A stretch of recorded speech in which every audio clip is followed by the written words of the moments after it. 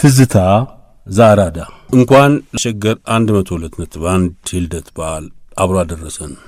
ከሸገር ኤፍኤም 102.1 ሬዲዮ ጋር በአየር ላይ አብረን መብረር የጀመርነው ከ16 ዓመት በፊት በዚህ ሰሞን ነበር። ሰላምታዬ ይድረስ ናፍቆቴን ያስረዳ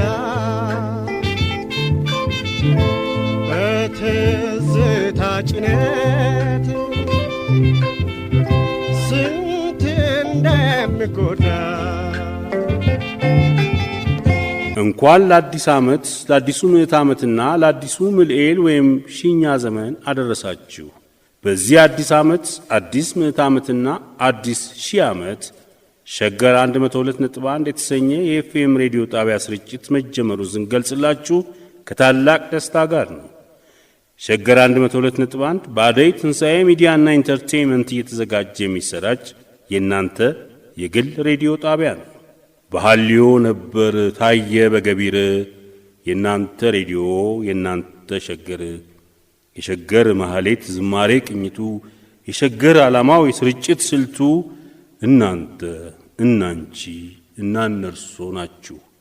ፋይዳችሁ ነው ፋይዳው ፋይዳው ነው ፋይዳችሁ የቋንቋችሁ ቋንቋ ባለጉዳያችሁ በመከባበርና በመቻቻል በመተሳሰብና በመተጋገዝ ቅን በሆነ መንፈስ በጋራ በመስራት በአዲሱ ሺህ ዘመን ራሳችንን አካባቢያችንን ሀገራችንን እንቀይር። ሸገር ኤፍኤም 102.1 የእናንተ ሬዲዮ ኢትዮጵያ ለዘላለም ትኖር። ሰላምታዬ ይድረስ ናፍቆቴን ያስረዳ በትዝታ ጭነት ስንት እንደምጎዳ ዛሬ የሸገር 102.1 ሬዲዮ ልደተ ሰሞን ሰበብ አድርገን ከዚህ በፊት አቅርበነው የነበረውንና ታሪክ ተመራማሪው ፕሮፌሰር አበባው አያሌው ታሪክና ኢትዮጵያዊነት በሸገር 102.1 ሬዲዮ በሚል ርዕስ ከጻፉት የዳሰሳ ጥናት በጥቂቱ አብረን እናደምጣለን። ፕሮፌሰር አበባው አያሌው በኒያላ ኢንሹራንስ ኩባንያ በእናንተ በአድማጮቻችንና በእኛ በአዘጋጆቹ ስም ከፍ ያለ ከበሬታ ያዘለ ምስጋና ይድረሳቸው። ፊቴ ድቅን ሲል ያሳቅ ያጫወታ መንፈሴ ይመላል በከባድ ትዝታ። በሸገር ሬዲዮ የቀረቡ ግለ ታሪኮችና ትውስታዎች በፖለቲካ ታሪካችን ላይ እስካሁን ድረስ ብዥታ የፈጠሩ አልፎ ተርፎም የታሪክ ሊቃውንትም ሆነ ተራውን ሕዝብ የሚያቆራቁሱ አያሌ ጉዳዮች ላይ በመጠኑም ቢሆን ብርሃን ፈንጥቀዋል።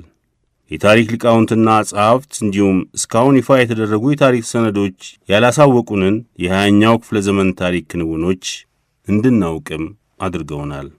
ብዙ የታሪክ መጻሕፍትና አፋዊ ትርክቶች አንድ ብሔር በሌላው እንዲነሳ ፖሊሲ ነድፈው የጥላቻ ፖለቲካን በአገራችን የጠነሰሱ ጣሊያኖች ኢትዮጵያን ለ5 ዓመታት ወረው በያዙበት ጊዜ እንደነበር ያትታሉ።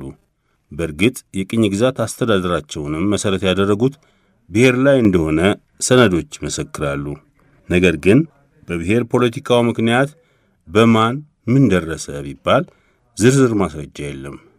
የጀነራል ጃጋማ ኬሎ ትውስታ ግን በዚህ ጉዳይ ላይ አዲስ ዕውቀት ያስጨበጠ ነበር።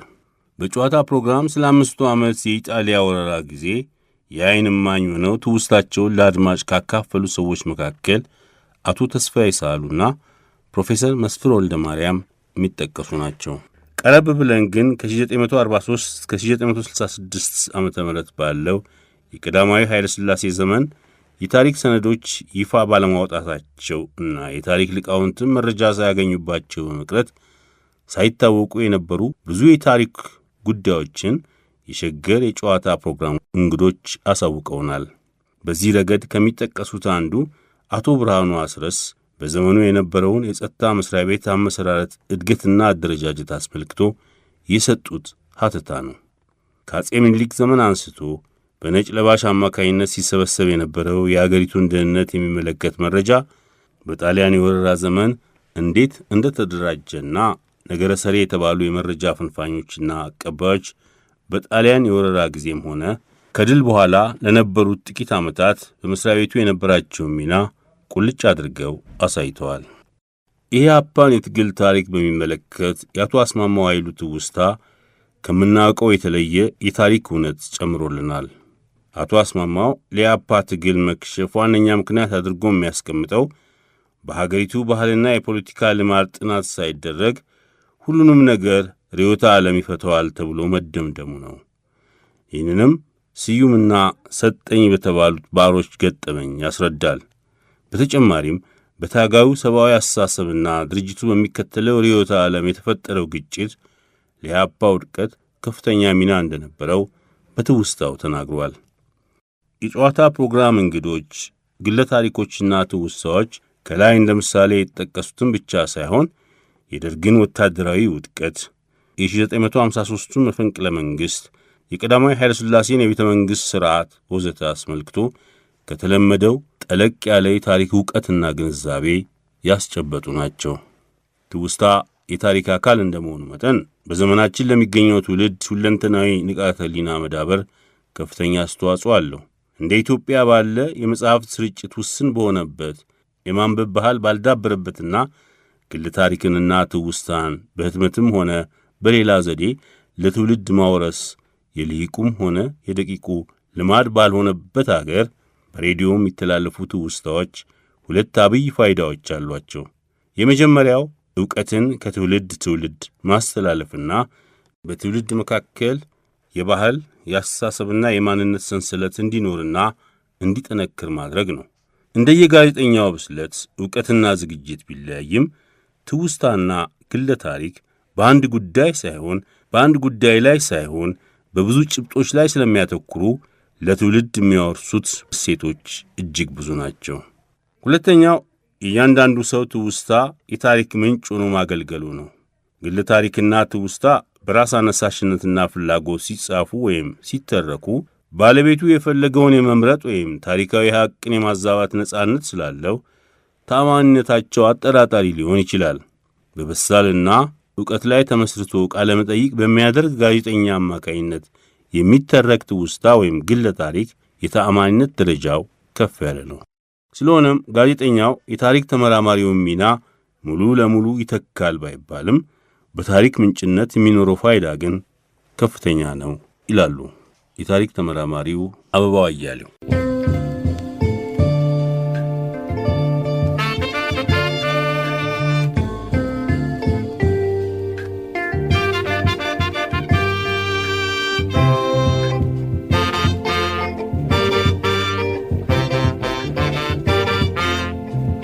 ታሪክ ለህብረተሰብና ለአገር ካለው ጠቀሜታ መነሳት የመገናኛ ብዙሃን በተለያዩ የታሪክ እውነቶች ዘጋቢ ዝግጅቶችን ያቀርባሉ። በተጨማሪም አንድን የታሪክ ክንውን ባለሙያዎችን በመጋበዝ ሰፊና ጥልቅ ትንታኔ እንዲሰጥበት በማድረግ የሚከታተላቸው ህብረተሰብ በተለምዶ ከሚሰማውና ከሚያውቀው የተሻለ ግንዛቤ እንዲኖረው አይነተኛ ሚና ይጫወታሉ። ሸገር ሬዲዮም ብዙ የታሪክ ጉዳዮችን በየጊዜው በማንሳት ጉዳዩ በሚገባው ትኩረት መጠን የታሪክ ሊቃውንትን በማወያየት ለትንታኔ በመጋበዝ ብዙ አስተዋጽኦ አድርጓል። በሸገር ካፌ፣ በስንክሳር፣ ከቤት እስከ ከተማና ሌሎችም ፕሮግራሞች እንዲሁም በዓላትን ወይም በኢትዮጵያ ታሪክ ጎላ ብለው የሚታዩ ጉዳዮችን ምክንያት አድርገው በተዘጋጁ ልዩ ፕሮግራሞች ሰፊ የታሪክ ትንታኔዎችን አስደምጧል። በዚህ ረገድ ሁነኛ ምሳሌ የሚሆነው የ1966ቱን አብዮት 40ኛ ዓመት አስመልክቶ የቀረበው ሰፊ ዝግጅት ነው። በእርግጥ ስለ 1966ቱ አብዮት ብዙ ተብሏል፣ ተጽፏልም። የሸገር የአብዮቱ 40ኛ ዓመት ዝግጅት ግን ከተጻፈውና በየጊዜው ከሚነገረው ታሪክ እጅግ የጠለቀ ትንታኔ የያዘ ነበር። በዝግጅቱ ከቀረቡት ትንታኔዎች ጥቂቶቹን ለመጥቀስ ያህል ከ1955 ዓ.ም ጀምሮ ቀዳማዊ ኃይለ ሥላሴ ሥልጣን እንዲቀንሱ ከተሻለም እንዲለቁ በመንግሥት ሥርዓቱና አስተዳደሩም ጥገናዊ ለውጥ እንዲያካሂዱ እንደ ከተማ ይፍሩና ቢተወደድ ዘውዴ ገብረሕይወት ያሉ ከፍተኛ ሹማምንት ጥረት ቢያደርጉም ዕጣ ፈንታቸው ከሹመታቸው በመሻር የማይመጥናቸው ቦታ እንዲሰጣቸው መደረጉ፣ በልዕልት ተናኘ ወርቅ ራስ አስራተ ካሳና አክሊሉ ሀብተወልድ መካከል የነበረው ሽኩቻ፣ የወሎን ረሃብ አስመልክቶ የወቅቱ የአገር ግዛት ሚኒስትር ዴታ በቴሌቪዥን የሰጡት ማስተባበያና የንጉሠ ነገሥቱ የግብር ምሕረት እርምጃ፣ በ1966 ይደረጉ የነበሩ ሕዝባዊ ሰልፎችና ሥራ የማቆም አድማዎች እውነተኛ ገጽታ፣ ከየካቲት 1966 አንስቶ እስከ መስከረም መባቻ 1967 ጋዜጠኞች ለሕዝብ ስሜት መነሳሳት በተጨማሪም የለውጥ እንቅስቃሴው ግለት እንዳይቀንስ የተጫወቱት ከፍተኛ ሚና ተወስተው ማያውቁ ነበሩ። ዝግጅቱ በአንድ በኩል በጉዳዩ ዙሪያ ከፍተኛ ዕውቀት ያላቸውን የታሪክ ምሁራን በለውጥ እንቅስቃሴው ወቅት የነገሮችን ሂደት በቅርብ የተከታተሉና ተሳትፎ የነበራቸውን ማካተቱ፣ በሌላ በኩል ደግሞ በአብዮቱ ዙሪያ የተጻፉ የተለያዩ መጣጥፎችና የዳሰሰ ስለነበር ሸገር በታሪክ ትንተና ወይም ዘገባ ላይ አትኩሮ ከሠራቸው ማናቸውም ዝግጅቶች አቻ የሌለው ነው። ከትንታኔው ጥልቀትና የአብዮቱን መንፈስ ቁልጭ አድርጎ ከማሳየት አኳያ የስንክሳር ፕሮግራም የአብዮቱ 40ኛ ዓመት ዝግጅት ግንባር ቀደም ሆኖ ተጠቀሰ እንጂ ብዛት ያላቸው የታሪክ ትንታኔዎችን ለአድማጭ ያስተላለፈ የሸገር ካፌ ፕሮግራም ነው። የሸገር ካፌ ፕሮግራም ታሪካዊ በዓላትንና በአገሪቱ ታሪክ አብይ ተብለው የሚጠቀሱ ክስተቶችን የተንተራሰ በተጋባዥ ሊቃውንት ብዙ ትንታኔዎችን ሰጥቷል። ከታሪካዊ በዓላት እንደ ምሳሌ የሚጠቀሱት አድዋና የካቲት 12 ናቸው። የአድዋን ድል ምክንያት አድርገው በቀረቡ ዝግጅቶች ወትሮ እንደተለመደው ምኒልክና ጣይቱ፣ ባራቴሪና ራስ መኮንን፣ ጀግኖች አባቶቻችን በጦር በጎራዴ ተዋግተው ወዘተ ከሚባል የተለመደ ሀተታ ጠለቅ በማለት የዘመቻውን አጠቃላይ ሁኔታ፣ በሁለቱ ወገን የነበረውን የጦር መሣሪያ ዐይነትና ብዛት ብሎም የተኩስ ኃይል፣ የውጊያው ቀን ከሃይማኖታዊና የእምነት አስተሳሰብ ጋር ተያይዞ ለኢትዮጵያውያን ያበረከተውን የሞራል ልዕልናና ሌሎችንም ጉዳዮች በስፋት የተነተነ ነበር። በተመሳሳይ መልኩ የካቲት 12 ሰማዕታትን መሠረት አድርገው ከቀረቡት ዝግጅቶች የጭፍጨፋውን ምክንያት፣ የጭፍጨፋውን አስከፊ ገጽታና በኢጣሊያም ሆነ በኢትዮጵያ በኩል ያስከተለውን ለውጥ በዝርዝር ያተቱ ነበሩ። እምብዛም ባይሆን ሸገር ካፌ ከፖለቲካው ታሪክ ወጣ በማለት ስለ አገሪቱ የባህልና ማኅበራዊ ታሪክም መጠነኛ ትንታኔዎችን ለአድማጭ አቅርበዋል። የአገራችን ስነ ጥበብ ታሪክ ብዙም ያልተጠናና በትምህርት ተቋማትም ዘንድ ትኩረት የተነፈገው ነው። ከሙዚቃና ከቲያትር በስተቀር መገናኛ ብዙሃንም የሥነ ጥበቡን ዘርፍ እስከ መኖሩም የዘነጉት ይመስላል። ሸገር ይህን የተረሳ ዘርፍ ታሪክ የአገር ውስጥም ሆኑ የውጭ አገር ባለሙያዎችን በመጋበዝ በየዘመኑ የነበረውን ዘይቤ፣ የጥበቡ መሠረታዊ ፍልስፍና፣ ከጥንቱ ዘመን ጀምሮ እስካሁን ያለፈበትን የታሪክ ሂደት በጥልቀት ትንታኔ እንዲቀርብበት አድርጓል። የታሪክ ዘገባና ትንታኔ በማቅረብ በኩል ከሸገር ካፌ በተጨማሪ ከቤት እስከ ከተማ የተሰኘው ፕሮግራም የአዲስ አበባን ስነ ሕንጻ ታሪክ ጠለቅ ባለ መንገድ ለአየር ያበቃ ነው።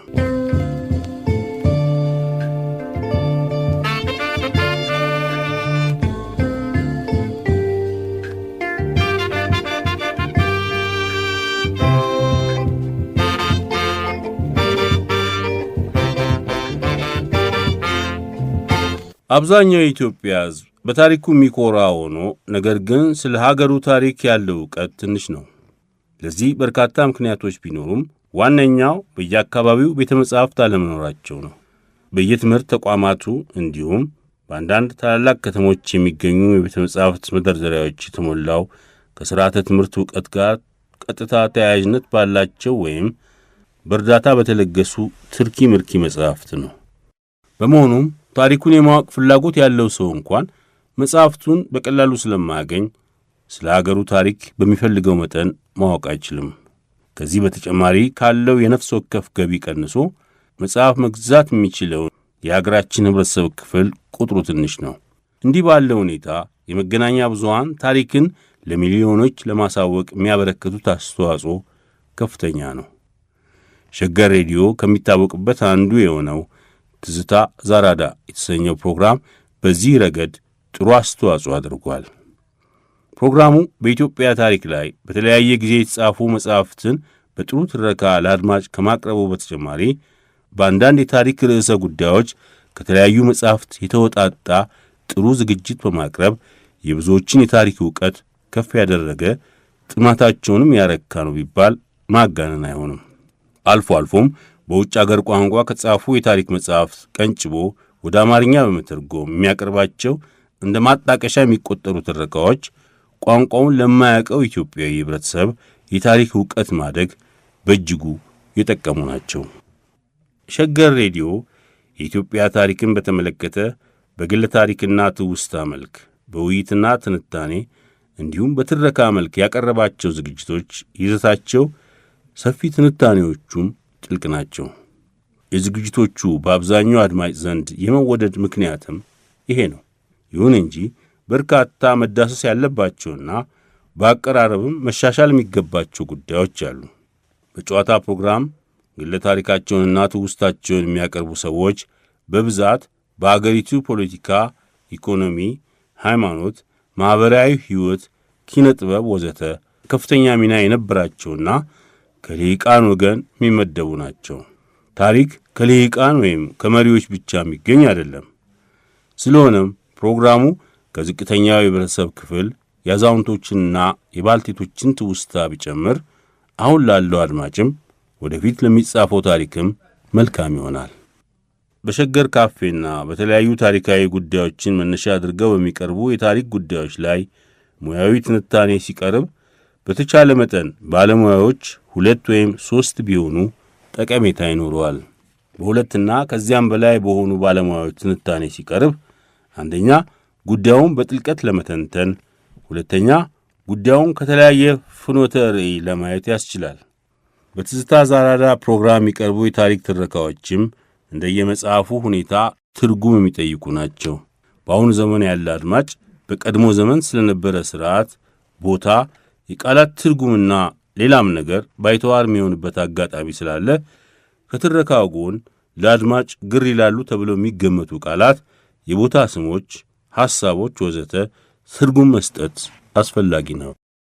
ሀገር አንድ ጊዜ ተመስርቶና ተሰርቶ የሚያልቅ ነገር አይደለም። በየጊዜውና በእያንዳንዱ ትውልድ የሚሠራ ነው። ኢትዮጵያም ሀገር እስከሆነች ድረስ ተሰርታ ያለቀች ሳይሆን ሁሌ በየትውልዱ የምትሠራ ነች።